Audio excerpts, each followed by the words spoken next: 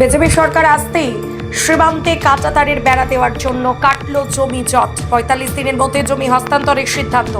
খুশির হাওয়া মালদহ জুড়ে। জমি দিতে রাজি মালদহের কৃষকরা। মালদহ জেলার হবিপুর বিধানসভার ধুমপুর গ্রাম পঞ্চায়েতের যোধকুবের এলাকার কৃষকেরা খুশি।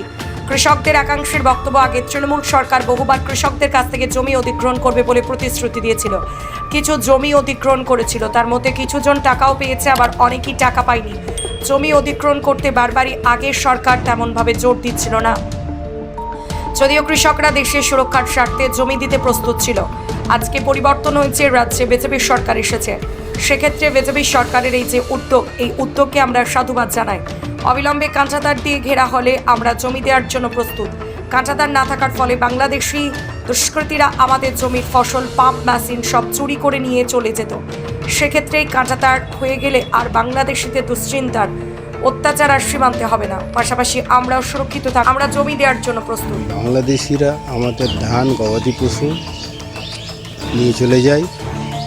কাঁটাতার হওয়ার জন্য আমরা খুব খুশি হব যদি কাঁটাতার হয়, যাতে বাংলাদেশিরা যাতে প্রবেশ করতে না পারে আমাদের ভারতে।